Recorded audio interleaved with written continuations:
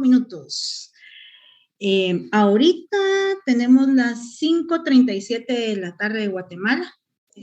Nublado. Recording in progress. Vamos a empezar a grabar y tenemos 107 participantes por el momento. Entonces, para los que no me conocen, mi nombre es Ligia Romero y está mi compañera de organización, Yasmín Cian. Nosotros somos estudiantes de último año de la práctica de EPS de la Universidad de San Carlos de Guatemala. Ya es lo último que estamos haciendo y como parte de nuestro EPS, pues organizamos este seminario y tenemos el gusto de tener invitado al doctor César Viata de Chile, dándonos una cátedra sobre urgencias, ¿verdad? Voy a darle la palabra a él para que se presente y que nos cuente un poco de qué es lo que hace. Y dejo su micrófono, doctor. Gracias. ¿Me escuchan? Perfecto. Sí. Bueno, un gusto estar con ustedes, aunque sea virtualmente, ya uno se va acostumbrando a estas cosas extrañas. Yo soy más de piel, pero esto está bueno igual. Es como una aproximación bastante válida y bonita. Bueno, gracias Yasmín y Ligia por invitarme. No conozco Guatemala, nunca había dado una clase ni virtual ni menos presencial en Guatemala. Así que es bonito porque es como el primer contacto. Bien. Después vendrá el romance, pero este es el primer contacto. Ya la invitación ya está abierta, sí. doctor, no se preocupe. Sí, sí. Bueno, ¿qué te puedo contar? Yo, soy médico veterinario, por supuesto, vengo de una familia de médicos veterinarios, mi papá médico veterinario, tíos médicos veterinarios, primas médicos veterinarias. Así que me crié constantemente en este ámbito. Pensé en un principio que me iba a dedicar a equinos, pero con el tiempo me fui dando cuenta que quería ejercer una medicina un poco más dura y siempre creí que el nicho adecuado era el de pequeños animales. Y por lo tanto siempre me he dedicado al área de cardiología, cuidados intensivos y urgencia. Esa es básicamente. Y trabajo en un hospital aquí en Chile, en Santiago de Chile, que es la capital, una clínica con muchas especialidades, pero con el cuore, el motor, la cosa que más le apasiona a esta clínica es el desarrollo de los cuidados intensivos. Perfecto, doctor. Gracias por su introducción. Les comento, las reglas van a ser las siguientes. Siempre vamos a mantener los micrófonos cerrados. Si tienen alguna duda, pueden escribir la pregunta. Las podemos estar leyendo. No sé si le parece si lo interrumpimos, doctor, o prefiere hasta de último. Sí, como usted quiera. Vamos a hacerlo. Lo más relajado posible. Exacto. Vamos a estar leyendo las preguntas, comentándolas y pues es su tiempo. Bueno, muchas gracias. Probamos, ¿esto se escucha? Sí, se escucha, bien. Y también se ve, por supuesto, sin ninguna duda. Bien, bueno, un pequeño video que hicimos hace un tiempo en la clínica tiene música y toda la onda, parece como un comercial de no sé qué cosa, de aviso, pero sirve para hacerse una idea de un concepto de la clínica. Desde ya los dejo todos invitados cuando quieran venir, por supuesto. Bien.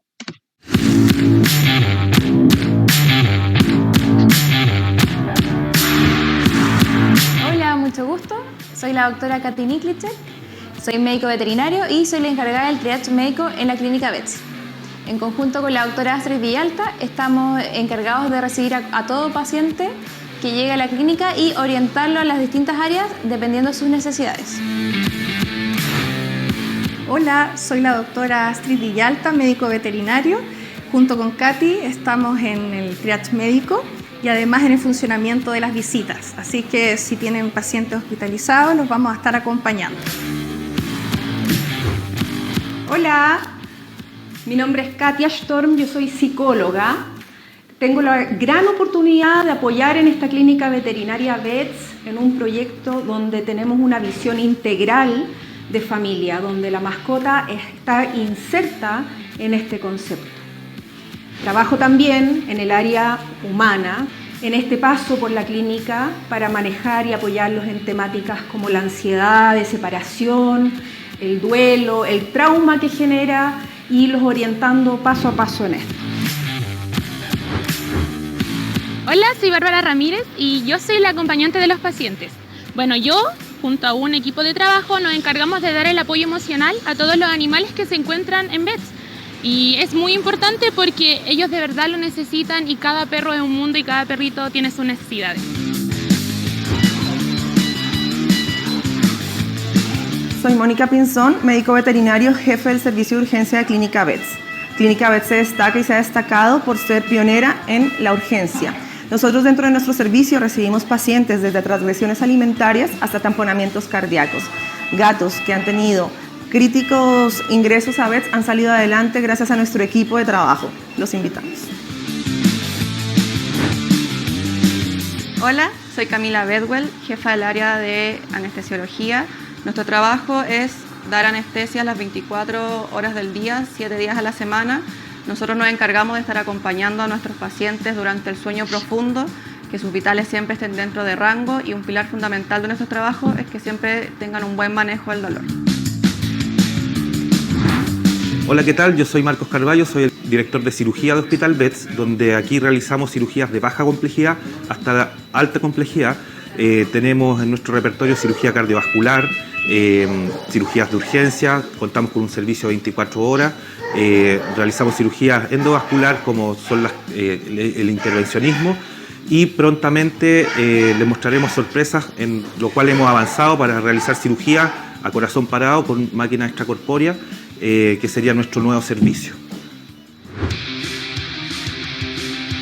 Hola, soy César Villalta, director médico de la Clínica Vets.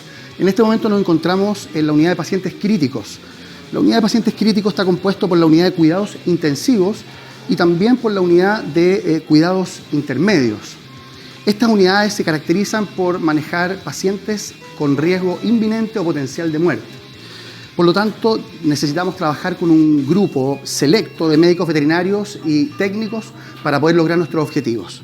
Además, contamos con tecnología de punta, realizamos procedimientos como ventilación mecánica, hemodiálisis, monitoreo con ecografía o ecocardiografía, convencional y transesofágica.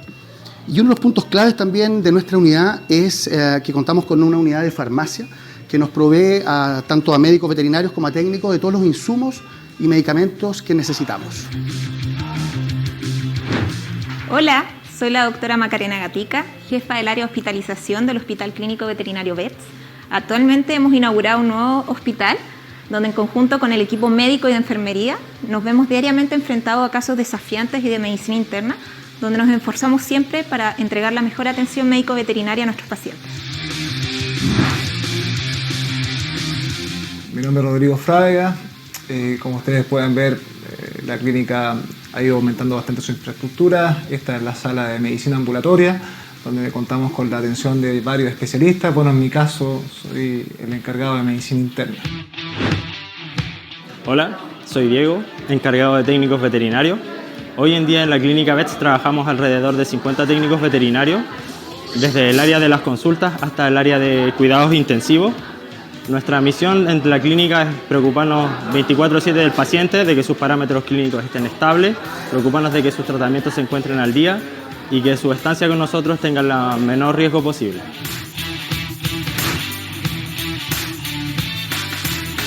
Hola, mi nombre es Carla Soto, médico veterinario. Terminé mi residencia en UCI aquí en Clínica Veterinaria Vets y hoy soy parte del staff de médico de cuidado intensivo de la clínica. Hola, yo soy la doctora Jocelyn Venegas, soy la fisiatra encargada del área de fisiatría de la Clínica Veterinaria Vets. Junto con todos los especialistas que acá trabajamos, nos encargamos del manejo del dolor de los pacientes y de ayudarlos en recuperar la funcionalidad y la biomecánica de cualquier patología que genere un trastorno en la marcha de los animales.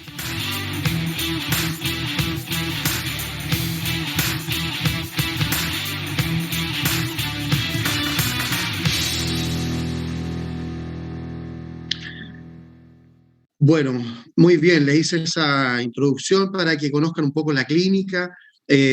Siempre digo lo mismo, les vuelvo a decir a ustedes también, quien quiera participar con nosotros, encantado. Y como habrán visto, tenemos distintas áreas de desarrollo que siempre nos provocan bastante, como es el área de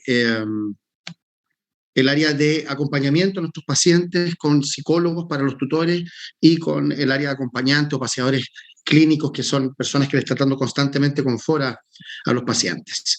Bueno, desde ya enviarle un saludo a mi querida doctora, directora médica de la Unidad de Cuidados Intensivos, Estefanía Laborde, quien también es mi mujer, mi pareja, porque esta presentación en muchos de estos casos clínicos los vio ella, así que le agradezco mucho su colaboración siempre. Bien. Bueno, cuando uno trata de dar una charla introductoria al área de cuidado intensivo y de urgencia, es a veces difícil porque es un servicio que se ve poco en la práctica clínica. Es decir, existe en la práctica clínica médico-veterinario, la práctica clínica de la medicina general, de la medicina interna, cirugía, anestesiología, y luego se han ido sumando imagenología, especialidades como dermatología, broncopulmonar, medicina felina, fisiatría, pero, y eso algo sabemos de eso en la universidad, algo nos enseñan, pero cuidado intensivo es una especialidad completamente distinta. Cuando uno se enfrenta e ingresa a una unidad de cuidados intensivos, se siente un poco como en una cabina de avión, donde ven muchos monitores, muchas cosas, y la verdad es que lo que le enseñaron a uno en la universidad es muy pobre, e insisto, y esto ocurre porque hay un desconocimiento de esta especialidad real. Todos podemos decir que hacemos urgencia, que partimos con un servicio de urgencia, pero también es importante entender de que esto es una especialidad y que por lo tanto nos toca ver muchos casos. Y muchos casos de desafiante. Cuando hablamos de desafiante, ¿qué es desafiante?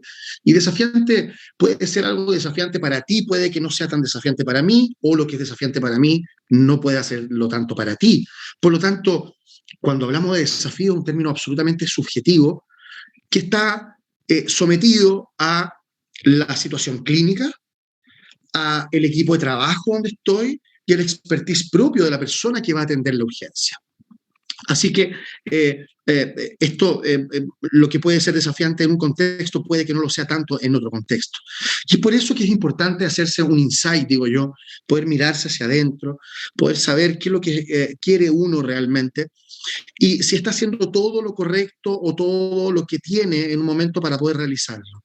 La especialidad de urgencia o de cuidados críticos, de tratar animales que están críticamente enfermos, es un desafío extremadamente importante que requiere de un autoconocimiento espectacular desde el punto de vista de la cognición, es decir, las personas que trabajamos en cuidados críticos normalmente como nos enfrentamos a muchas situaciones de muerte, tenemos que saber cuáles son nuestras fortalezas, cuáles son nuestras debilidades, como un FODA, ¿cierto? O un DAFO, como le quieran decir, nuestra, ¿cierto? Debilidad, amenaza, oportunidades y fortalezas que tenemos que estar analizando constantemente, porque si no me domino en el ámbito personal, es muy probable que no pueda ejercer entonces un buen manejo de relaciones interpersonales. Y el cuidado intensivo o la medicina de urgencia o la medicina crítica establece una diferencia fundamental con las otras especialidades. El trabajo en equipo es algo que se requiere 100%. Otra de las cosas que yo hago también es cardiología. Y en cardiología, cuando estoy haciendo diagnósticos cardiológicos, puedo estar yo conmigo mismo, ¿bien? Puedo hacer un diagnóstico con un ecocardiograma, con un electro, con un paciente, y a lo mejor no necesito de un equipo. Cuando hago medicina interna, una persona, un endocrinólogo, hace una interconsulta, o yo voy como imagenólogo a hacer una interconsulta a una clínica con un ecógrafo, y voy a hacer la imagen, no necesito mayormente un gran equipo.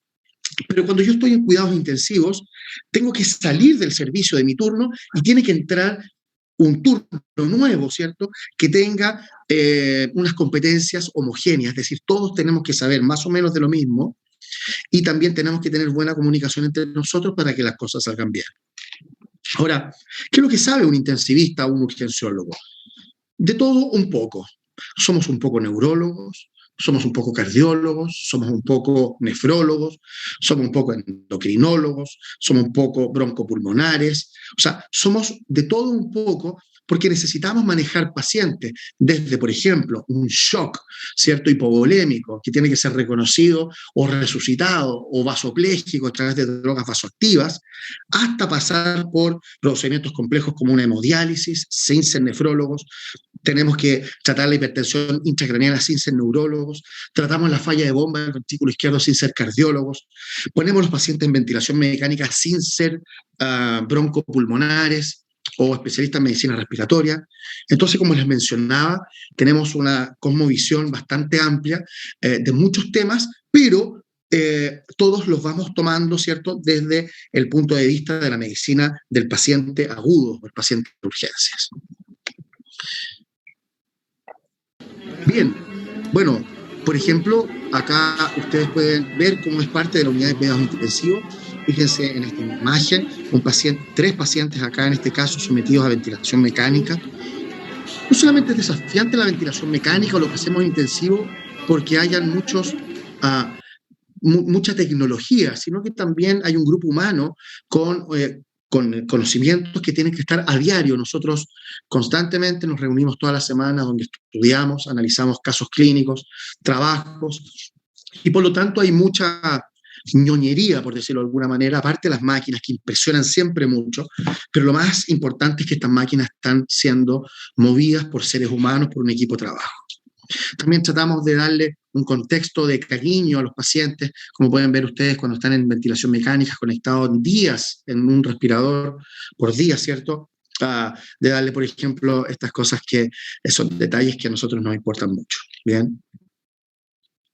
Bueno, otra de las cosas que es desafiante, sin duda, es que justamente tenemos que estar luchando constantemente o negociando con el proceso de la muerte para saber si un paciente se lo va a llevar o nosotros le vamos a impedir a la muerte que se lo lleve. Una de las cosas desafiantes hoy por hoy, en el 2022, es que antiguamente teníamos que convencer a muchos tutores de mascotas que hicieran algunos procedimientos. Hoy día también hay tutores que debemos tratar de persuadir para que hagan algunos procedimientos que le pueden ayudar a salvar la vida o ser diagnóstico para la atención de sus mascotas, de sus animales. Pero además también tenemos que entender que hoy día muchas veces tenemos que negociar con los tutores para que justamente dejen de hacer o limitemos el esfuerzo terapéutico, porque muchas veces se puede, y eso es algo desafiante también que uno tiene que analizar, se puede estar entrando muchas veces cuando hacemos mucho con un paciente en algo llamado ensañamiento terapéutico. Y por lo tanto, el veterinario que está entendiendo, que está trabajando en esta nueva especialidad, debe entender que tiene que, cuando tiene que ayudar a la naturaleza, cuando debe sustituirla o cuando debe dejar que haga su trabajo. Entonces, es extremadamente importante porque hay un concepto más allá de lo médico, incluso un concepto filosófico, donde uno tiene que establecer una relación muy estrecha. A veces lo logramos hacer y a veces no. Y es por eso que con esta imagen quise ahí representarles que a veces es necesario dejar partir, y dejar partir a los pacientes también un desafío. Un buen intensivista, un buen urgenciólogo, no es aquel que siempre trata de salvar a un paciente, sino que el que también tiene la humildad de poder decir, efectivamente, esto llega hasta acá. Bueno, lo desafiante tiene que ver muchas veces con lo visual. La medicina de urgencia es visual. Uno puede ver pacientes absolutamente, por ejemplo, con este paciente con un desgarro, con un desforramiento acá por una mordedura, ¿cierto? Que se le desprendió parte del cartílago nasal y tuvo una ruptura de cornetes. Entonces es un paciente que viene respirando a través de una solución de continuidad con una hemoptisis. Esto es muy, muy visual. Entonces es importante entender que una de las competencias del reanimador o de estas personas que están en estos servicios es que se va a encontrar a cosas que son muy visuales. Ahora, no siempre lo visual es lo vital. En este caso, por ejemplo, un paciente podría tener perfectamente obstrucción de la vía aérea y eso sería lo vital.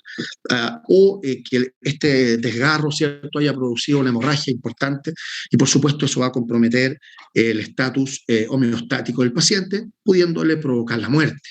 Entonces esto se puede reparar quirúrgicamente, hay destrezas que uno puede hacer, pero lo importante es mantener la calma. Esto es otro ejemplo visual, ¿cierto? Un paciente aquí con un desforramiento mandibular, con una fractura completa que llega así. Entonces, uno como residente, como una persona que viene entrando a un servicio, por supuesto que le impacta, pero lo importante es mantener la calma y saber que estos pacientes siempre van a estar mejor atendidos en la medida que uno se encuentre conservando la calma. Y efectivamente, a través de cierta síntesis, estos casos que se ven tan complejos se pueden ir resolviendo en el tiempo. Bueno, perdón la mala radiografía, pero la conseguí así rápida porque uno no siempre está registrando las urgencias en realidad, no siempre está tomando fotos, pero esto es desafiante también. Fíjense ustedes, aquí pueden ver, ¿se dan cuenta o no?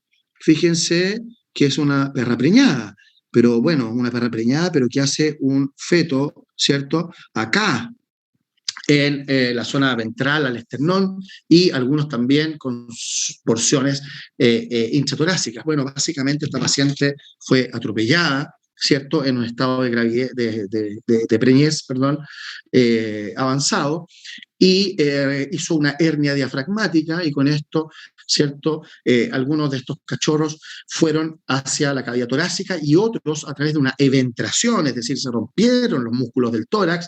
La paciente eventra un cachorro hacia el subcutáneo en la zona torácica. Esto es desafiante, no solamente por tratar de salvar la vida del paciente, sino que de los cachorros, que en este caso solamente vivieron 2. Es desafiante por lo impactante, es desafiante por la disrupción anatómica y es desafiante porque el paciente tiene que ser atendido, ¿cierto?, también a pacientes de pequeño tamaño. Bueno. Desafiante también es, por supuesto, establecer un servicio de pacientes críticos, de pacientes infecciosos, por ejemplo. Acá le mostramos algunas cosas con las medidas de bioseguridad. Siempre decimos lo mismo, el paciente infeccioso es un ciudadano de primera categoría también. En muchas clínicas se rechazan pacientes con parvovirus o distemper. Sin embargo, yo cuestiono, digamos, no soy quien para meterme en el modelo de estructura de otras clínicas, pero yo digo, bueno, entonces, ¿quién va a atender a estos pacientes? ¿Cierto? Que muchas veces de ellos tienen una tasa de recuperación importante. Nosotros tenemos una mortalidad en parvovirus que varía con el tiempo, pero más o menos entre 4 a 10%, es decir, 94-90% de los pacientes con parvovirus se pueden salvar. A veces tenemos mala racha, llegan pacientes ciertos por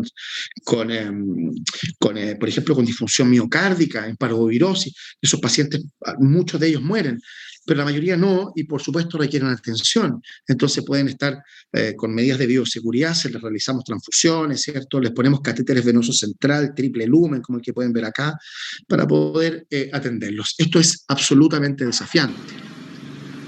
Otra cosa que es desafiante, por ejemplo, es acceder a técnicas y a instrumentos que normalmente no vemos en medicina interna, pero que son parte importante del paciente en estado crítico, como por ejemplo las vías venosas centrales. ¿Qué es una vía venosa central? Una vía venosa central es una vía que está puesta o que ha llegado, ¿cierto?, hacia una vena central como es la vena cava, en este caso la vena cava craneal.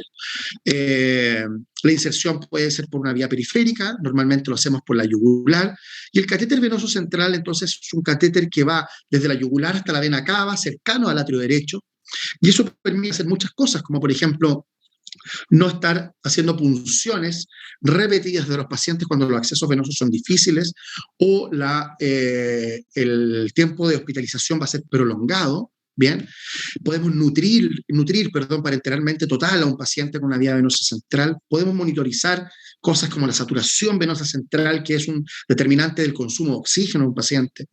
Podemos también estar tomando muestras repetidas, ¿cierto? Y también podemos monitorizar la presión venosa central como un estimador de las presiones de retorno hacia el lado derecho. El catéter venoso central ya es un desafío ponerlo y por eso no es nada del otro mundo, pero bueno, aquí tienen parte de un catéter puesto en la urgencia, ¿cierto? Esto lleva un alambre guía, esto es importante entender, lleva un alambre que es el que ustedes verían, ¿cierto? Que ustedes ven que está ahí, es el que está envainado en este círculo, y este alambre guía es quien guía justamente el catéter venoso central. Ahora, cuando uno está realizando procedimientos, puede que sea desafiante otras cosas. Fíjense en este caso, una de las cosas que puede pasar cuando uno pone un catéter venoso central, que ya les conté para qué servía, es posible, y está escrito, que el alambre, sobre todo en personas que están comenzando a ponerlo, el alambre guía se pueda ir, pueda migrar y pueda irse por la vena cava, ¿cierto? Y por lo tanto ya era desafiante ponerlo y ahora va a ser desafiante sacarlo. Aquí tuvimos un paciente, fíjense en la fluoroscopía, vean cómo está latiendo ahí el alambre, una guía ahí, pum, pum. Aquí estamos entrando por un introductor en la vena yugular con una guía de biopsia de endoscopía, ¿cierto? Para tomar, retirar este alambre guía que se le fue a un médico en la postura, es algo que perfectamente puede pasar, y aquí lo estamos rescatando para ir a sacarlo. Entonces, desafiante es poner un catéter venoso central, pero también es entender que a la medida que uno empieza a hacer más procedimientos, hay más posibilidades de que uno pueda contar situaciones de error. Y estas situaciones a veces uno las calla en medicina veterinaria, pero el error es algo que nos enseña y es algo que está presente siempre. El urgenciólogo tiene que aprender a ser humilde porque el error lo va a acompañar constantemente. Ahí hicimos la recuperación del alambre, salió, alguien dice por ahí, porque son cosas complicadas. La reanimación cardiopulmonar es siempre un desafío. Fíjese acá, reanimación cardiopulmonar en un felino, siendo guiada, haciendo una transfusión, siendo guiada por ecocardiografía, que nos sirve mucho para saber si estamos haciendo un buen masaje cardíaco. Antiguamente, denme un segundo, por favor, voy a ver si es que compartir sonido.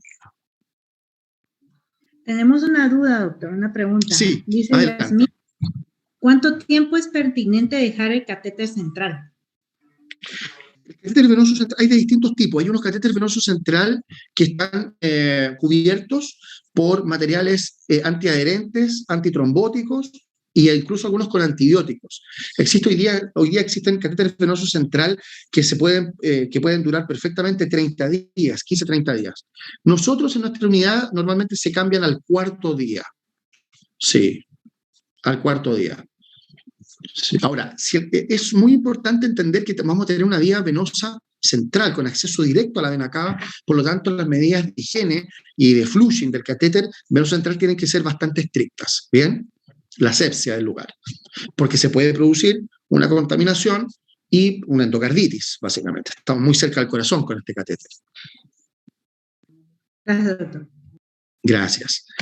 Bueno, como les decía, entonces, el masaje cardíaco es frustrante muchas veces, porque muchas veces el paciente no logra salir y por supuesto que siempre, como les decía, es un desafío. Fíjense acá cómo se ve una fibrilación ventricular por eco, se ve bastante bien, como tirita realmente el corazón, y ahí estamos haciendo una desfibrilación. Cada vez que un médico hace una desfibrilación, por supuesto que también es desafiante, la adrenalina está fuerte ahí, y es parte de nuestra especialidad. Nosotros somos quienes debemos responder y hacer esto, por supuesto, bien, los anestesistas también. Masaje cardíaco abierto, un desafío también. Fíjense cómo se ve con una ecocardiografía transesofágica puesta en el esófago, y fíjense cómo fibrila también, y volvemos al masaje cardíaco y uno puede ver cómo se comprime el ventrículo izquierdo.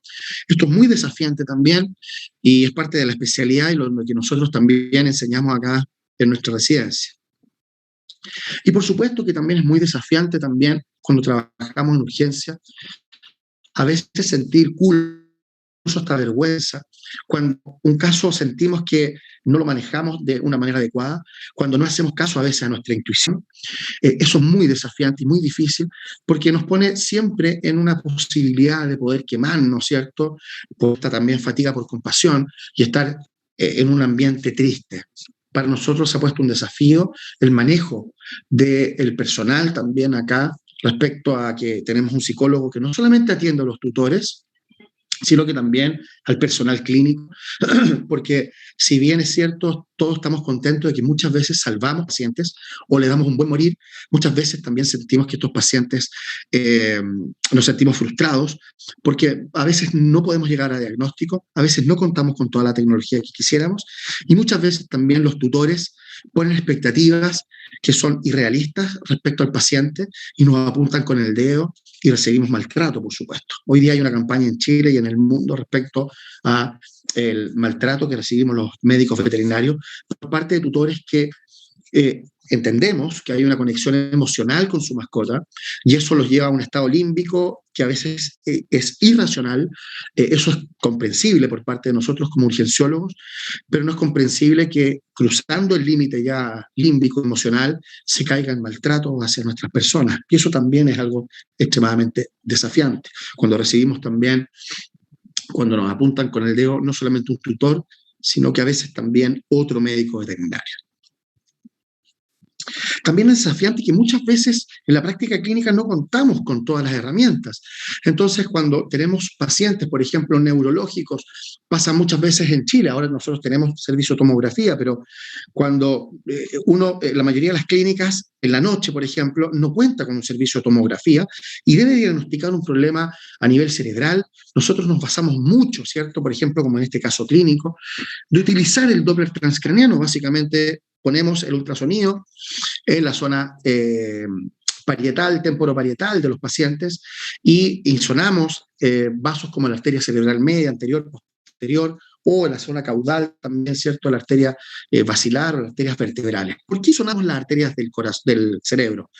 Porque en la medida que las arterias del cerebro pulsen más, fíjense ustedes cómo hay una diferencia acá entre el flujo sistólico y el flujo diastólico bastante distinto versus la imagen de la derecha. Estos tienen unas montañas bastante más puntiagudas, indicando que el índice de pulsatilidad del cerebro es mayor en esta zona. Y eso podría indicar, por ejemplo, una masa en el encéfalo, o podría indicar también en el caso de un traumatismo cráneoencefálico, ocupa el encéfalo como un hematoma subdural. Entonces, el urgenciólogo a veces no tiene las herramientas diagnósticas porque el hospital no cuenta con eso, pero puede a través de otras, como la ultrasonografía, tener respuestas como por ejemplo de la presión intracraniana o la presión de perfusión del cerebro. Imagínense la maravilla que es esto. ¿Bien? Acá tienen cómo se hace la técnica, ¿cierto? La técnica específicamente temporoparietal. Aquí está la doctora Bárbara Pizarro y la doctora Estefi Laborde, insonando la arteria cerebral media, que es fácilmente reconocible, y ahora lo que hace es simplemente a utilizar el Doppler pulsado y se establece, ¿cierto? Se establece con esto el índice de pulsatilidad o el índice de resistencia cerebral. Bueno, esto fue tan importante que en pacientes como por ejemplo, fíjense en este paciente, también podemos observar la línea media. La línea media, cuando hablamos de línea media, básicamente estamos hablando de la zona del fals cerebralis, ¿cierto? La zona del septum pellucidum, la zona media donde está también el tercer ventrículo. Y es el tercer ventrículo el que nosotros observamos. Si está desplazado hacia un hemicráneo o a otro hemicráneo, puede indicar una lesión. En este caso la lesión es visible, fíjense ustedes, un felino con convulsiones, con una eco transcraniana que mostraba una masa, ¿cierto?, en el lado derecho, con un desplazamiento de la línea media hacia el lado izquierdo, compatible probablemente con un meningioma. Fíjese este otro caso, este es un caso importante, un neurólogo escuchó esta charla que estuvimos dando del tercer ventrículo, si se mueve hacia un lado o se mueve hacia otro lado, indicando la posibilidad de que tengo una masa en alguna zona del cerebro, y nos dijo, bueno, César, hagamos algo ciego con este paciente. Haga la ecografía, dinos qué piensas tú, y fíjense ustedes cómo tenemos una simetría total. Esta zona acá, el tercer ventrículo, debería estar en la mitad del cerebro. Y uno tiene una zona muy grande acá, indicando que hay algo que está desplazando, ¿cierto?, de un lado hacia otro, este tercer ventrículo. Cuando el neurólogo nos muestra nosotros dijimos, bueno, tiene una masa en el lado derecho, en la fosa posterior probablemente. Bueno, el neurólogo nos muestra, efectivamente, y aquí ustedes tienen la línea media, y ustedes pueden ver cómo hay una masa en el lado derecho que está desplazándose hacia el lado izquierdo y que está desplazando el tercer ventrículo que está acá. Por lo tanto, es desafiante hacer un diagnóstico de una lesión ocupante de un hemicráneo. Es muy desafiante, pero más desafiante es que si no se tiene siempre la tecnología requerida, y en este caso la ultrasonografía es espectacular. ¿Bien? Cosas que son desafiantes también y que pasan en la vida es que uno está haciendo una clase, o viendo una clase, perdón, de enfermedades respiratorias, ingresa un felino con una enfermedad respiratoria de exactamente lo que estábamos hablando, Fíjense cómo se ven ondas B, que son esas colas de cometa del pulmón, esas cosas blancas, que nos están indicando que el paciente tiene un síndrome alveolo intersticial.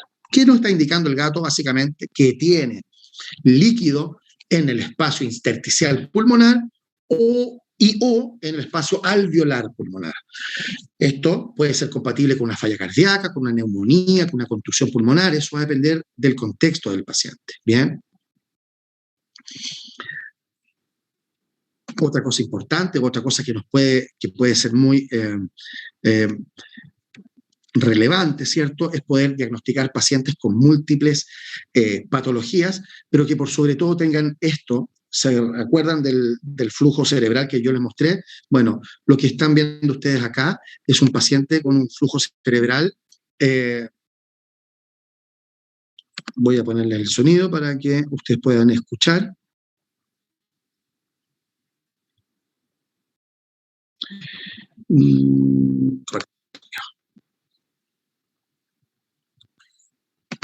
La ecografía demuestra signo tisular, broncograma dinámicos, consolidación y una PAFI. Tenemos el valor de la PAFI, ¿no? Que ya lo vamos a confirmar. Bueno, está en estudio por la liquiosis, pero lo que les quiero mostrar ahora es que hicimos un Doppler transcraniano y fíjense ustedes cómo hay un patrón de flujo inverso en diástole, indicando que la presión diastólica del paciente probablemente es baja, o, porque puede ser las dos, la presión intracraniana está extremadamente elevada, es un patrón de arresto, prácticamente arresto vascular. Estamos cercanos. Y fíjense ustedes que efectivamente, como les decía, la presión arterial diastólica es extremadamente baja, la hemos estado midiendo varias veces, una gran presión de pulso, lo que refleja es que un predominio de un estado inflamatorio, una gran presión de pulso con diastólicas bajas, habla de resistencia vasculares bajas, por eso se mantiene la presión sistólica, porque se mantiene o aumenta el stroke volume con la vasodilatación. Pero lo importante es que, en el fondo, al tener un flujo inverso con una presión de 29, significa que en diástole el cerebro está expulsando sangre incluso, ¿bien? Y por lo tanto que la presión arterial, la presión intracraniana es más que la presión arterial diastólica, o sea, es mayor a 30 milímetros de mercurio, y probablemente con este flujo de casi arresto cerebral. De casi arresto cerebral, lo que estamos hablando en el fondo es que este paciente tiene una muerte cerebral. Y muchas veces esto es importante, porque muchas veces en las unidades de cuidado intensivo de pacientes críticos, veterinarios, los pacientes están conectados y nos hacemos expectativas y le hacemos expectativas a la familia, y realmente lo que hay que hacer es un diagnóstico correcto, y en este caso existe, por ejemplo, la posibilidad de muerte cerebral. Y esto se diagnostica de dos maneras, básicamente con patrones vasculares o con patrones electroencefalográficos. Bien. Así que es muy desafiante también, por supuesto. Un año y medio de casi arresto cerebral, seguramente más cercana a la PAM, que en este caso fue el de casi arresto. Bien, aquí se me descompaginó. ¿Recuerdan que había llegado un gatito? Disculpen que se me descompaginó un poquitito, pero no sé si recuerdan que había llegado un gatito con un edema pulmonar. Hace poquitito lo había mostrado. Y bueno, si uno se va así en la ecografía rápida, yo sé que estuvo Sergio Sánchez por allá enseñándoles cardiología, pero básicamente aquí tienen una vista donde se ve la aorta y aquí el atrio izquierdo, y claramente este paciente tiene un atrio izquierdo aumentado. Esto inmediatamente podría ser pensar en un match, y uno dice, tiene el pulmón mojado este paciente, porque tiene una cardiopatía, que en este caso era una cardiopatía hipertrófica.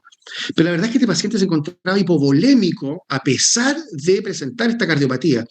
Y lo que presentaba en su pulmón, esas ondas B, más que un edema pulmonar cardiogénico, correspondían a una neumonía. Y es un desafío, porque el urgenciólogo tendría todo para creer que esto es simplemente un edema pulmonar cardiogénico, y no lo es. Este paciente se encontraba inflamado con leucocitosis y se conectó a ventilación mecánica, y una vez que se conecta a ventilación mecánica, hacemos una nueva ecografía pulmonar y vemos algo que va en contra de la posibilidad del edema cardiogénico, que son zonas atelectásicas, bien, zonas de consolidación. Normalmente el edema pulmonar cardiogénico uno observa ondas B sin consolidación. Entonces esto es un pulmón, eso se llama broncogramas dinámicos, y esto acá se llama reclutamiento tidal, bien, que es que hay zonas de consolidación y luego ahí aparece la onda A de respiración normal cuando el paciente está reclutando, bien. Bueno, es desafiante también los tipos de casos clínicos. Este es un paciente, por ejemplo, felino, que fue atacado con un rifle a postón. Fíjense que tiene un derrame pleural, ¿bien? Y este paciente realiza un proceso de disfagia en el tiempo y hace una mediastinitis. Ahí uno puede ver derrame pleural, ¿cierto? De nuevo. Bien, ahí fíjense muy bien. Y fíjense cuando vamos a ver la endoscopía, miren lo que tenía. ¿Cuál es la posibilidad? Mira, que la burbuja, la parte, ahí está. ¿Se nota? ¿Lo vieron ahí? Hay una ruptura esofágica. Es decir, ahí, por baja velocidad que exista en el... mira, ahí va a salir la burbuja. La parte, en un rifle, le llamamos nosotros, no sé cómo le llaman ustedes, rifle que normalmente es de aire comprimido, que no es de fuego, ¿bien? Pero la posibilidad de romper el esófago es una posibilidad que uno no siempre ve. Uno pensaría más posible que rompa un pulmón, el mismo corazón. Y el esófago, como es una cavidad virtual, tiende a ser como de acolchado para un proyectil, pero esta vez pudo romperlo. Y por supuesto que esto es desafiante también. Fíjense que esto también es muy desafiante. En este caso fue un paciente que se cayó a la piscina, bien, y se ahogó, hizo un síndrome de casi ahogamiento y por lo tanto ingresa en insuficiencia respiratoria grave al paciente, a ventilación mecánica. ¿Pero por qué se había caído a la piscina? Bueno, se había caído a la piscina porque hizo un síncope que hizo que se cayera a la piscina. ¿Y por qué hace un síncope? O sea, esto es casi como para escribir un libro, porque un paciente se desmaya y se cae a la piscina. Bueno, la causa del desmayo de este paciente nos dimos cuenta cuando vimos la ecocardiografía. Fíjense cómo late de lento esto. Bueno, el paciente tenía un bloqueo auriculoventricular de tercer grado, por lo que, tenía un síndrome de seno enfermo con una parada atrial. Por lo tanto, ustedes ven aquí en la radiografía, y aquí se ve la imagen, aquí tuvimos que entrar a poner un marcapaso, o sea, la mala suerte de caerse a la piscina, ahogarse, pero hacer esto porque tenía un bloqueo, y aquí fíjense cómo está la pila puesta en el subcutáneo y este electrodo que está directamente en el ventrículo derecho para lograr estimular a este paciente. Bueno, a veces nos va bien con el marcapaso, el paciente se da de alta, pero hay otros pacientes que se le pone un marcapaso. Fíjense ustedes, esta es una radiografía de 8 pacientes, así estaba, este sí tenía un bloqueo de tercero. Y fíjense ustedes, esta es Chopi, y esta paciente la recordamos porque es otra paciente. Fíjense que le ponemos el electrodo en el ventrículo derecho, fíjense la radiografía, pero nos pasamos del ventrículo derecho, nos pasamos de la pared torácica e incluso estamos saliendo casi de la piel. Le migró el electrodo, le atravesó el ventrículo derecho, salió el subcutáneo, pero lo pudimos reubicar, no hizo un derrame pericárdico y lo pudimos hacer, gracias a Dios, bien. Ahí está lo que les decía, de mantenerse con calma y darse cuenta que uno en la urgencia va a estar viendo siempre pacientes muy extraños. Bueno, los problemas de la vía aérea siempre son un desafío. Fíjense ustedes, un paciente que hipoventila, bien, producto de una ruptura traqueal. También es importante entender que estos pacientes tienen que manejarse a través de técnicas de traqueostomía o cricotiroidotomía para poder salvarles la vía aérea, bien. O sea, vamos pasando, le estoy mostrando muchos tipos de casos, ¿cierto? Aquí ya está el paciente ya recuperado con una síntesis de los cartílagos traqueales, que recuerden ustedes que normalmente se hace una síntesis con la menor posibilidad de lastimarlos, porque se puede hacer una estenosis, porque la vía aérea es bastante compleja a veces. Bueno, lo mismo acá, otro tipo de pacientes, ¿cierto? Normalmente por mordeduras, ¿cierto? Miren como la ruptura completa de la zona del epiglotis laringe hacia allá el traqueostoma. Y estos pacientes deben pasar a traqueostomía, y la traqueostomía siempre es un desafío, puesto que muchas veces se tapa con mocos, muchas veces el paciente se saca el tubo, entonces la mantención del paciente traqueostomizado muchas veces es difícil, y sobre todo si es braquicefálico, ¿bien?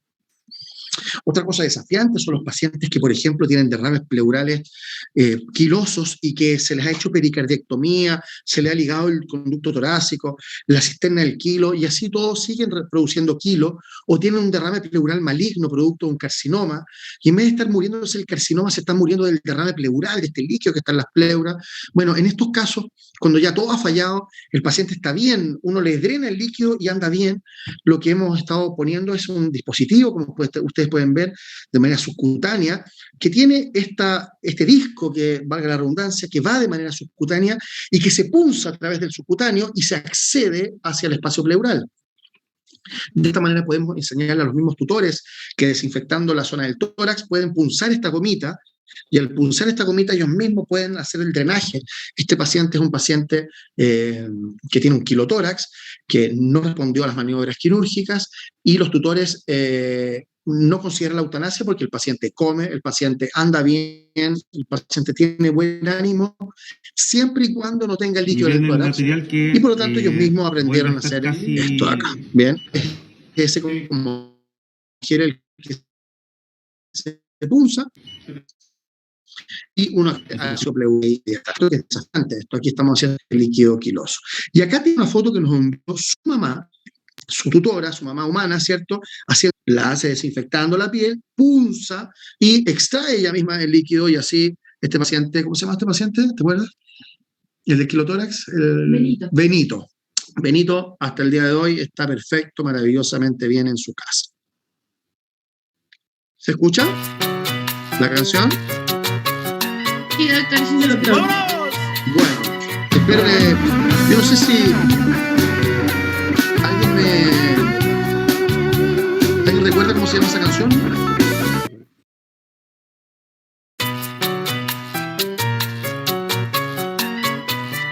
¡Vámonos! ¿Alguien recuerda el nombre de esa canción o no? ¿De Maná?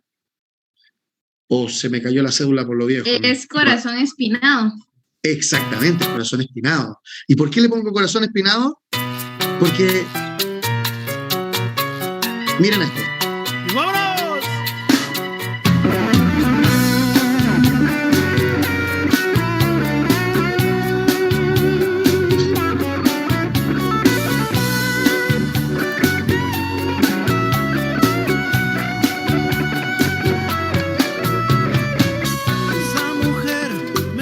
Y uno dice, a ver, ¿cómo es posible esto? Este paciente se operó en otra clínica, se le hizo una gastrotomía porque tenía una piedra en el estómago. El problema es que el paciente, cuando pasa a recuperación, empezó con una hipoxemia severa y el anestesista se dio cuenta que había hecho un neumotórax. Bueno, para explicarles rápidamente, este paciente no se tragó una rama. Esto es una rama de rosas, de rosal, con espinas. El paciente se la aspiró. El paciente se aspiró una rama que se fue hacia la bifurcación bronquial o la carina, ¿cierto? Rompió el bronquio izquierdo y rompió el pulmón, el mediastino, y apareció por el pulmón por la zona izquierda. Algo absolutamente bizarro que uno no puede entender. Y fíjense que para un perro de 10 kilos, el tamaño de esta rama es bastante grande.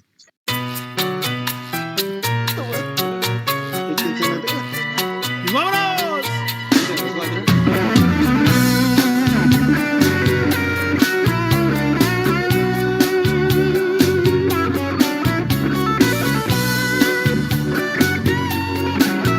Miren ese tamaño. Miren. Bueno, eso es una locura porque uno podría pensar que esto está en el esófago, pero no en la vía aérea. ¿Bien? Recuerden que esto no es una clase de un solo tema, sino que estamos hablando de muchos casos clínicos y muchos temas para poder ir haciendo un contexto y vayan conociendo un poco la actividad de un urgenciólogo, de todas las cosas extrañas que tiene que ver. Bueno, ahí me fijé que habían caritas así como de... Sí, hola, buenas tardes, saludos. Ya, perfecto. Sí, es como para poner carita. Bueno, un desafío siempre es también evaluar los pacientes con síndrome de respuesta inflamatoria sistémica y con síndrome de disfunción multiorgánica.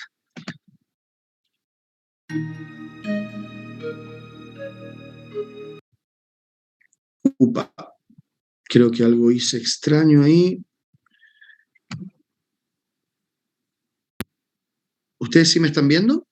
Listo, ahorita se comenzó a compartir su pantalla desde el inicio. Ah, me salí, ya. Algo apreté que me salí extrañamente. Bien. Sí.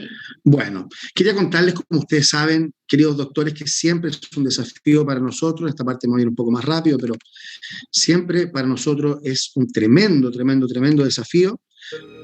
Quando pacientes em estado crítico lutam contra infecções, Los pacientes con una respuesta inflamatoria da son de las doença, a cosas que pressão más vemos sanguínea sepsis, pode por cair, ejemplo. acarretando hipoperfusão dos órgãos e sistemas como pulmonar, cardiovascular.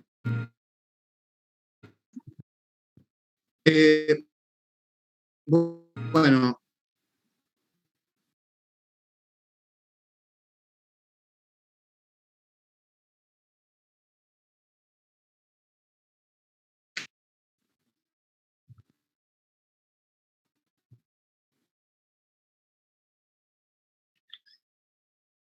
que tenga se produce una función temática, la parte cardiac, y por eso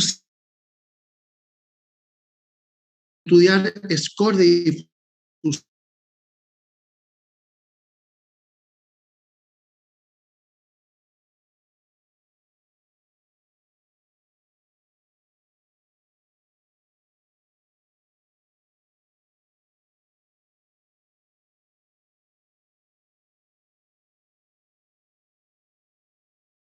¿Cierto? Tienen que ser reconocidos de manera temprana, porque son pacientes que en la medida que sepamos que empiezan a entrar en disfunciones de órganos, ¿cierto?, van a tener mayor posibilidad de morir.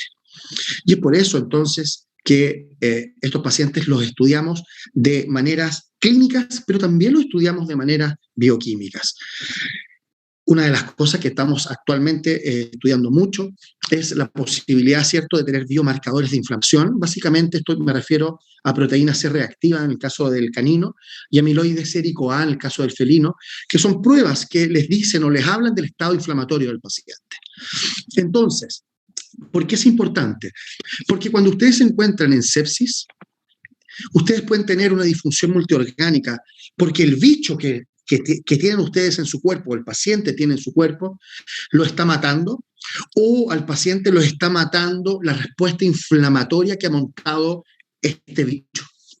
Se los voy a explicar de manera más sencilla. En el COVID, por ejemplo, o en el COVID, provoca una disfunción orgánica, el bicho en sí puede hacerlo, ¿cierto? O el paciente en COVID puede morir o puede estar seriamente comprometido el ser humano en el caso de que más que el bicho, más que el COVID-19 esté atacando el organismo, la respuesta inflamatoria, es decir, como una respuesta autoinmune que está provocando el bicho, puede ser. Entonces, el bicho mata en sí mismo o el bicho mata porque lo quema todo, lo incendia todo y eso provoca un estado inflamatorio importante. Es importante recordar que normalmente estamos tratando de inflamarnos y antiinflamarnos y eso va a predominar, ¿cierto?, según el estado homeostático del paciente. ¿Bien? Entonces, estos pacientes nosotros los diagnosticamos por disfunción respiratoria, fíjense, de la coagulación, del hígado, cardiovascular con presión arterial, con índice de shock, del sistema nervioso central con Glasgow y del renal con creatinina o gasturinario. También se podría sumar SMA también, por supuesto.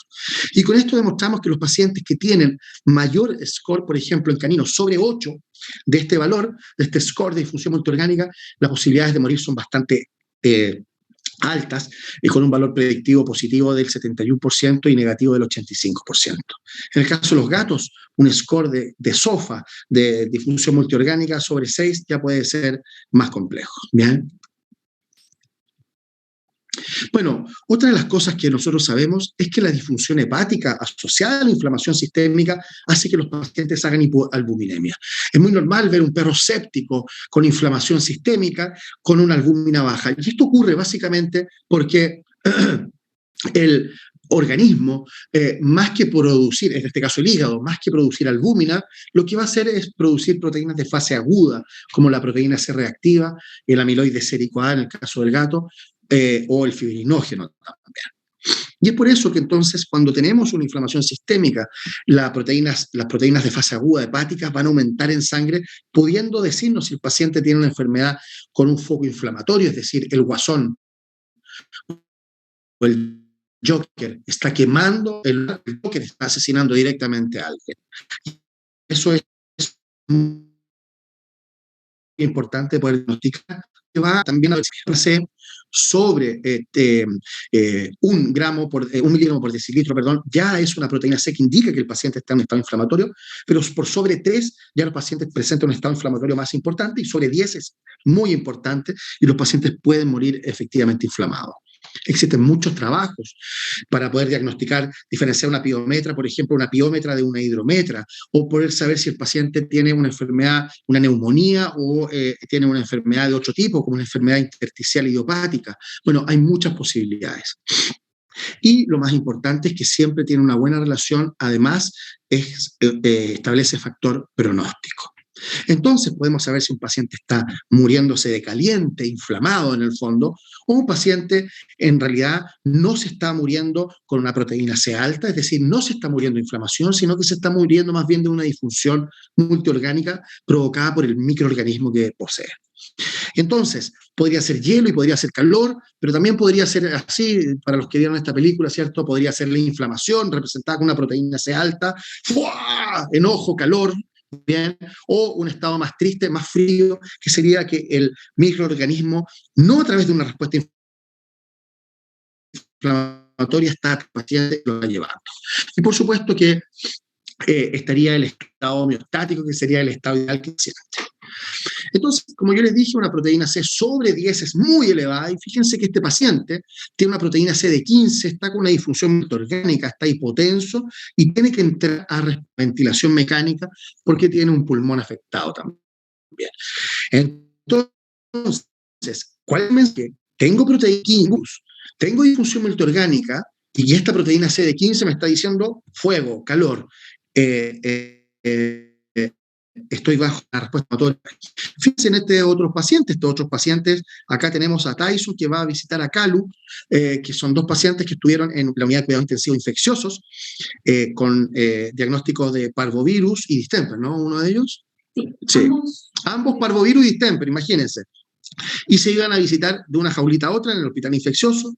Como ya les dije, el paciente infeccioso es un ciudadano de primera categoría, merece todo nuestro cuidado. Y fíjense que los pacientes comenzaron a tener buena hemodinamia, buena respiración, la anemia comenzó a revertir. ¿Cómo los ven clínicamente?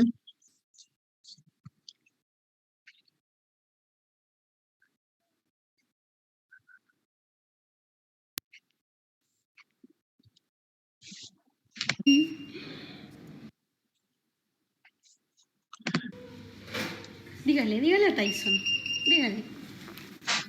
dígale que se va a mejorar a Tyson, dígale. Entonces, en este contexto, lo que lo está diciendo un paciente con 1.2, con una buena clínica, 1.2 de proteína C reactiva, es que estoy un poco inflamado, pero no está pasando absolutamente nada y el paciente está bien. Entonces estamos con la monita de alegría de un paciente homeostático. Bien, ahora, un paciente que tiene la misma proteína C reactiva que el paciente anterior, tiene 1.5, pero está perdiendo la batalla en el distemper, es decir, un paciente que tiene un distrés grave, está invadido, está hipotenso, y ahora tiene un 1.5, significa que es el bicho, es el distemper o el parvovirus en este caso en sí, el que se está llevando al paciente y no la respuesta inflamatoria, y le vamos a dar un monito más bien frío. Bien. Entonces, los pacientes en CIRS grave, complicado, con síndrome de distrés respiratorio agudo y por el líquea, fíjense, una PCR de 30 en este paciente, 30 PCR, es una tremenda PCR en disfunción multiorgánica, sin duda merece el fuego y el monito de la rabia porque está caliente, hay proteína C elevada y por lo tanto al paciente lo puede matar la inflamación más que otra cosa.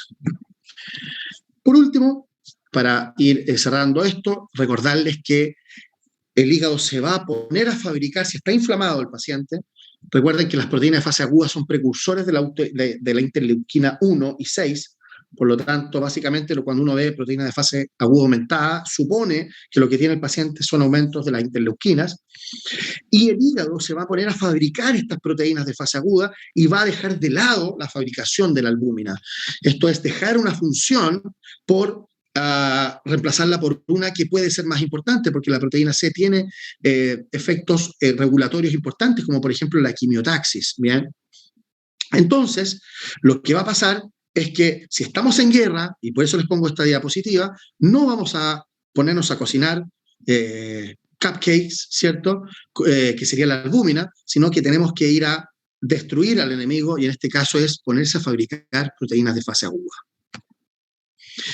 Y es por eso entonces que entendemos que estos pacientes es un gran desafío, porque va a ocurrir algo importante. Van a estar inflamados, proteína C alta muchas veces, con albúmina baja. Y recuerden algo súper importante: la albúmina es el guardián del plasma. La albúmina vendría a ser la policía que sostiene al plasma, que está dentro de un vaso sanguíneo.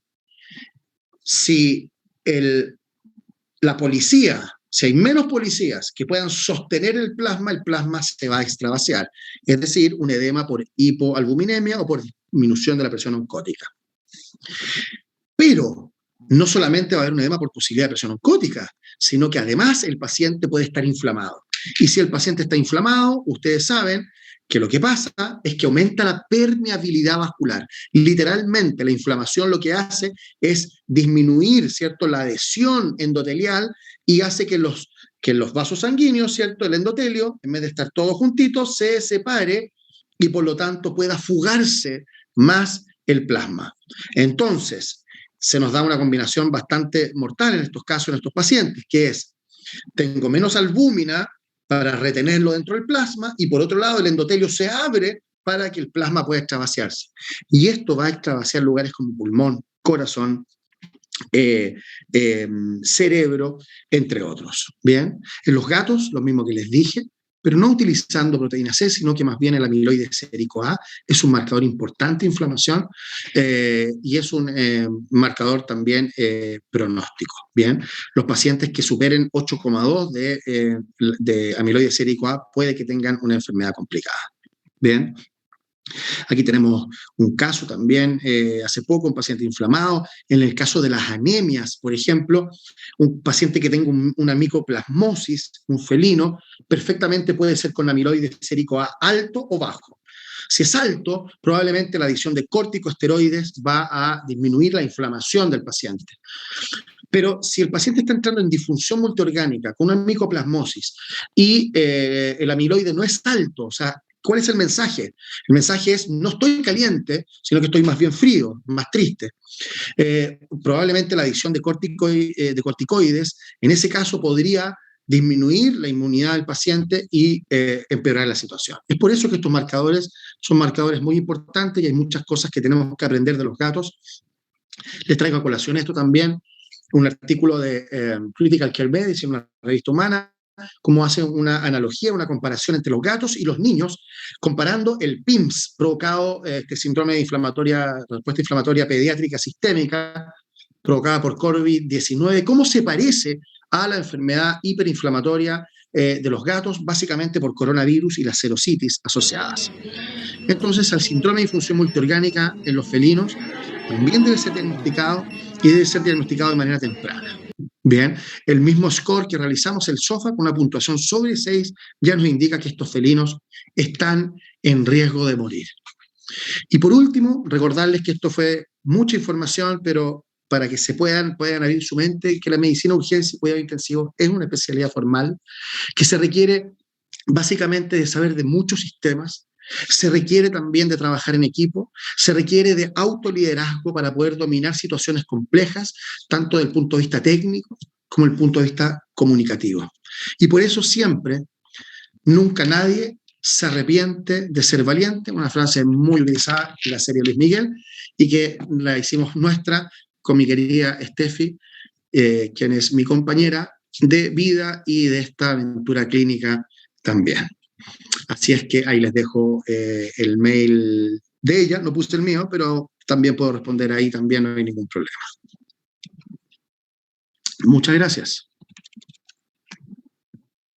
Bueno, muchísimas gracias, doctor, de verdad, y sí que esto es algo completamente nuevo, creo que para muchos definitivamente tenemos cierta experiencia, ¿verdad?, dentro de la situación hospitalaria, pero acá en Guatemala, pues en urgencias aún estamos empezando. Entonces, de verdad, esto es algo bastante innovador y nuevo para muchos de nosotros. Le agradecemos el tiempo y que nos haya aceptado pues darnos una charla, ¿verdad? Comenzar pues a tener un contacto con Guatemala. Lo invitamos, de verdad, esperamos más adelante poder hacerlo pues en vivo, ¿verdad? Como usted decía, por el COVID y por otras razones, estos seminarios se están dando en línea, pero de verdad nos gustaría mucho que pronto venga acá a pues darnos una charla un poco más presencial, ¿verdad? Yo Tenemos feliz. algunos comentarios en el chat, ¿verdad? Creo que hay una pregunta que dice que dentro de la medicina de urgencias veterinarias se mide la relación sobre protocolos de cuidado paliativos y qué tan frecuentes se ven. Sí, bueno, cada vez más. Antiguamente nosotros pensar en que en la UCI íbamos a aceptar pacientes con cáncer, por ejemplo, era algo impensado. Pero así como les dije que el paciente infeccioso es un paciente de primera categoría, el paciente con cáncer también. Y muchas veces los pacientes con una neoplasia no se están muriendo de cáncer, sino que se están muriendo del efecto mecánico que provoca la masa. Les pongo un ejemplo. Un paciente que tiene un hemangiosarcoma, un mesotelioma o un quemodectoma pericárdico va a provocar un tamponamiento cardíaco y el paciente va a morir de tamponamiento, pero no de cáncer probablemente. Entonces estos pacientes, a pesar de que tienen cáncer, por vía toracoscópica les realizamos una pericardiectomía y pasan a UCI y se pueden ir. Entonces ahí tienes cuidados absolutamente paliativos, o podrían ser curativos mecánicos, pero no curativos desde el punto de vista del cáncer. Tenemos pacientes que se van a sus casas con tubos, incluso hay personas que montan servicios como de hospitalización intradomiciliaria, y es muy importante porque eso es muy bonito porque se da un esfuerzo por el paciente, pero también tenemos que estar muy conscientes del bienestar de nuestros pacientes, por supuesto. No solamente seguir una idea de un tutor, sino que también saber si es que estamos haciendo ensañamiento terapéutico. Así que uno puede hacer cuidados paliativos, pero tiene que tener mucho cuidado si está cruzando la línea delgada de poder estar ensañándose terapéuticamente con el paciente. Gracias, doctor. Hay otra pregunta que la hace Caro, creo yo, y dice, ¿qué tratamiento están utilizando para distemper canino? Bueno, muy buena pregunta. Ninguno, la verdad. Solo lo paliativo. No existe evidencia, lamentablemente, y pasamos por varias cosas. Alguna vez pasamos por azatioprina, alguna vez pasamos por megadosis de vitamina C, de vitamina E, alguna vez se habló de dimetilsulfóxido, pero la verdad es que nada de eso tiene evidencia, lamentablemente. Lo que sí sabemos muy bien es que si los pacientes con distemper están con una proteína C reactiva alta, definitivamente alta, la adición de corticoides es fundamental. A veces, en algún momento de la enfermedad, nosotros darle corticoides a un paciente con distemper podría disminuir la inmunidad y por lo tanto hacer que el virus, este morbillivirus, se termine literalmente comiendo al paciente. Pero de nuevo, si el paciente montó una respuesta inflamatoria grave, muy probablemente se va a beneficiar de la utilización de corticoides. Y todo lo demás paliativo. Se hace un edema cerebral, le damos hipertónico, como salino hipertónico al 10%, se hace una neumonía grave, está con oxigenoterapia, se hace una difensión gastrointestinal, está con proquinesis.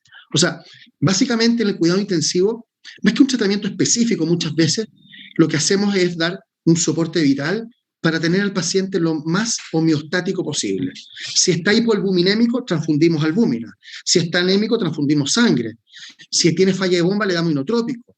Si está hipotenso, le damos fluidos o vasopresores. Si está hipoglicémico, le damos glucosa. Si tiene edema cerebral, le damos sodio, le damos manitol. O sea, básicamente lo que hacemos es un cuidado, ¿cierto?, que está orientado a sistemas y que muchas veces no tiene un mecanismo directo para poder tratarlo. Ejemplo, de nuevo, en medicina humana, COVID-19. El COVID-19 se trata a través de ventilación mecánica, se trata a través de corticoides muchas veces, se trata a través de anticoagulantes, se trata a través de, si el paciente hace una disfunción renal, de terapias de reemplazo renal, pero no es que de buenas a primeras exista una droga que mate el bicho. Bueno, ahora aparecieron un par, pero eso no lo tenemos en distemper, lamentablemente. Ni tampoco en parvovirus. Ok, gracias. Luego hay varios comentarios agradeciéndole que realmente les impactó la charla y que gracias por sus conocimientos, ¿verdad? Gracias. Usted lo puede ver en el chat. Inclusive, pues, sí tuvimos personas de otras partes que no son de Guatemala.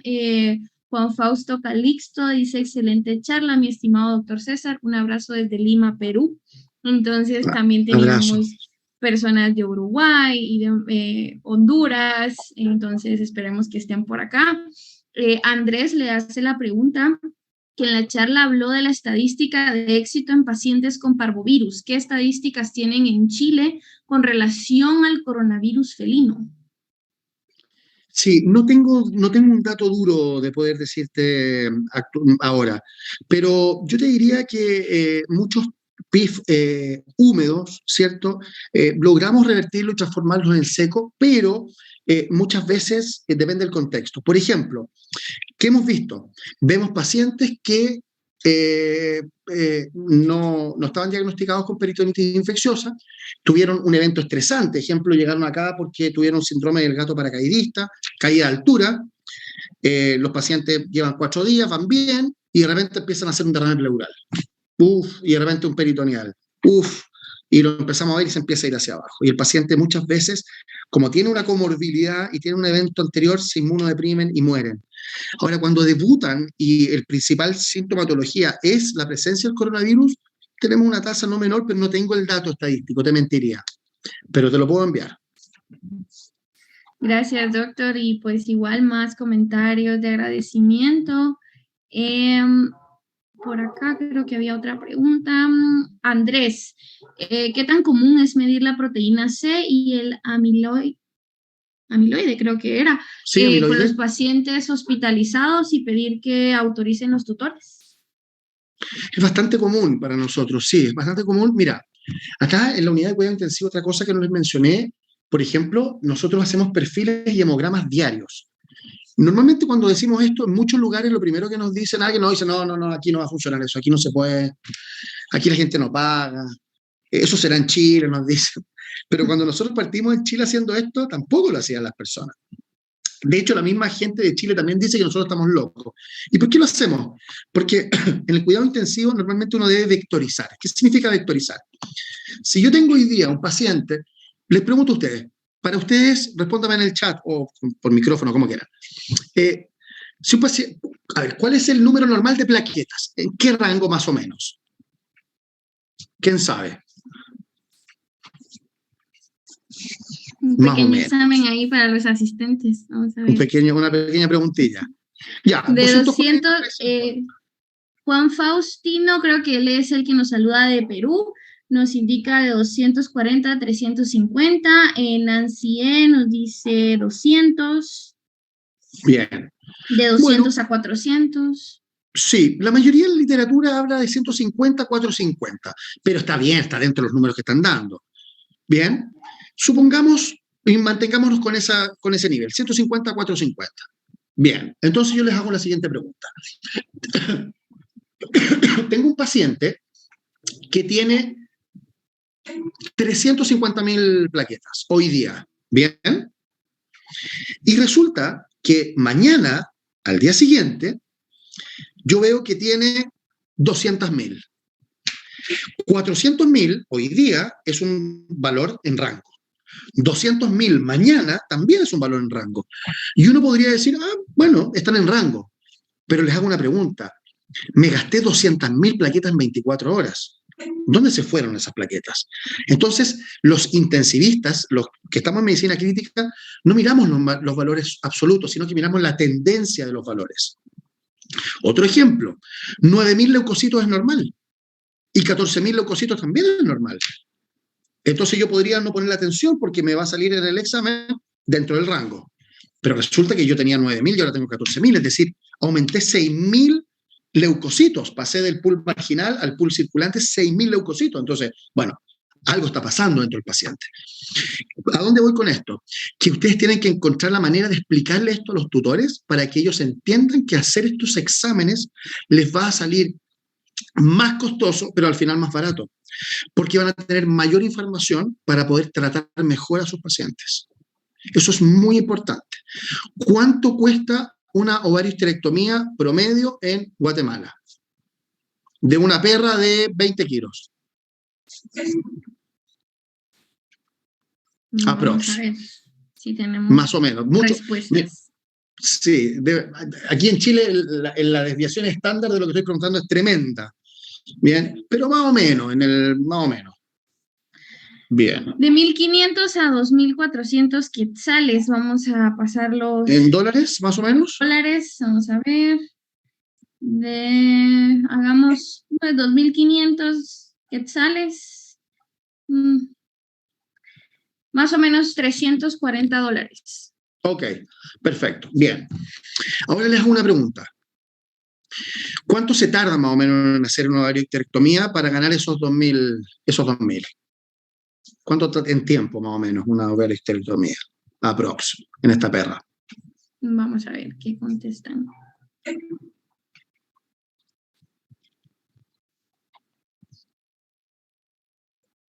Tal vez 1 hora, no sé. Ok, bueno, supongamos 1 hora, fantástico. Entonces, la relación sería 2.000 en 1 hora. ¿Estamos de acuerdo, no? Con un equipo de trabajo, que normalmente sería un cirujano, un anestesista, y pueden tener un pabellonero, un ayudante, pero normalmente al menos 2 personas. ¿Bien? Ok. Y muchas veces una que está haciendo la anestesia y operando. Estamos en Sudamérica, seamos sinceros. Bueno, ¿cuánto cuesta un día de hospitalización en Guatemala? El día. Vamos a ver, tal vez entre... Sí, los insumos. Entre 100 y 250, que serían más o menos... Bien. Bueno, pongamos 200. Sí, pongamos 200. Más o menos 27 a 28 dólares. Bien, entonces, fíjense en esto. Yo te cobro 2.000, ¿cómo se llama la moneda? ¿Quetzal? ¿Cómo es? Quetzales. Quetzales, ya. Vamos a ponerle el apellido, vamos a ponerle 2.000, ¿bien? Yo te cobro 2.000 en 1 hora de trabajo para sacarle el útero, para que no quede preñada o no haga piometra en el futuro. Pero mira el mensaje para el tutor. Y en cuidarlo 24 horas, te estoy cobrando 200. 200 quetzales divididos en 24 horas, ¿me van siguiendo la idea o no? ¿Cierto? Sí, serían como 8 quetzales la hora, más o menos. 8 quetzales la hora, más o menos, de trabajo. Entonces, hay una cosa importante que tenemos que hacer un cambio así tremendo en la cabeza. Es decir, a ver, estamos cobrando por esto 2.000 en 1 hora, pero por cuidarlo, que tengo que alimentarlo, que tengo que limpiarlo, que tengo que ponerle drogas, que tengo que estar encima de él, te estoy cobrando 8 quetzales la hora. Que es más o menos $1. Que es más o menos $1, que es prácticamente ridículo, porque además en el servicio hospital uno tiene que contratar más personas que se tienen que estar preocupando, sobre todo si tienes muchos hospitalizados. Entonces, tenemos que entender que la hospitalización no es el patito feo de la medicina. La hospitalización, al contrario, es el lugar donde se salvan los pacientes y se les dedica 24 horas de atención.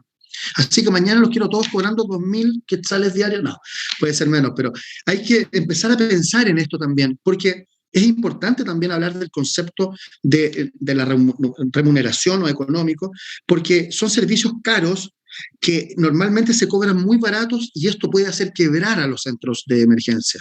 Bien, entonces, ojo con esta reflexión. Si hay que convencerlo que haga proteína C, tenemos que persuadir de alguna manera para que lo haga. Si la persona no tiene dinero, le haremos día por medio. O le haremos al tercer día. Pero tenemos que poner todo el esfuerzo en explicarle que estamos dándole una atención de primera categoría a pacientes que la merecen por 24 horas de materia gris, de profesionales, esmerándose en salvar la vida de estos pacientes. ¿Cacharon la onda? Sí, bastante impactante, la verdad. Bueno, tenemos otra pregunta de Juan Faustino. Dice, ¿se siguen los lineamientos de SOFA? Creo que así se dice. Sí. ¿Y de QSOFA? ¿O ya se está empezando? Ah, ok. o ya se está empezando a adecuar a los lineamientos en base a los reportes de sepsis 3, de sepsis 3. Claro, bueno, la verdad es que aquí hay algo importante. QuickSOFA fue creado, QuickSOFA es un SOFA de 3 valores, que es presión arterial, conciencia y frecuencia respiratoria. O sea, básicamente lo que quiere decir QuickSOFA es que si un paciente está con depresión de conciencia, taquipneico o hipotenso, o sea, 2 de estas 3 cosas, supongamos que tiene las 3, supongamos que un paciente tiene una frecuencia respiratoria de 80, tiene una sistólica en 80 y tiene un estado de conciencia bastante deprimido. Ese paciente es QuickSOFA positivo. Y el QuickSOFA se hizo como un método de diagnóstico de la sepsis. Sin embargo, en el trabajo que publicamos hace poco con Pablo Donati en poblaciones de pacientes con piómetra, demostramos que QuickSOFA también es pronóstico. Y ahí viene la pregunta, lo que hacías tú. Porque es más grave tener QuickSOFA positivo que SIRS positivo. Bien, QuickSOFA ya está hablando de hipotensión, por ejemplo, o de disminución del estatus mental, básicamente de perfusión cerebral. En cambio, SIRS, síndrome de respuesta inflamatoria sistémica, normalmente recluta, ¿cierto? Leucocitos, temperatura, taquicardia, taquipnea, recluta criterios que normalmente no son de tanta gravedad. Por lo tanto, podríamos decir que QuickSOFA, tal como lo propuso Sepsis 3, se guía porque habla de disfunción multiorgánica para el diagnóstico, pero también establece pronóstico. Vean el artículo ahí en Veterinary Emergency and Critical Care. Ok, gracias, doctor. Ricardo de León pregunta si han atendido emergencias de pacientes electrocutados. Sí, la semana pasada tuvimos antepasada tuvimos un paciente electrocutado que hizo un edema pulmonar. Muchas veces estos pacientes hacen un tremendo edema pulmonar y por supuesto también las quemaduras que pueden hacer, las quemaduras de la vía aérea y todo. Pero lo más complicado del paciente electrocutado es las convulsiones y el edema pulmonar. Son las cosas que más se deben tratar y que pueden provocar más la muerte. Sí. Ok. Y luego Andrés lo saluda desde Bogotá. Entonces... Hola Andrés, un gusto. Un gusto, parcero. Bueno, entonces yo creo que ya no hay más preguntas. Creo que ya no. Entonces, pues es un gusto, doctor. De verdad. Gracias. Muchísimas gracias por su tiempo y sus conocimientos, algo totalmente diferente a lo que vemos acá en Guatemala. Usted hablaba algo muy importante y es la remuneración a los médicos veterinarios. Creo que es más que todo hablando a nivel de América Latina, está muy, muy infravalorado.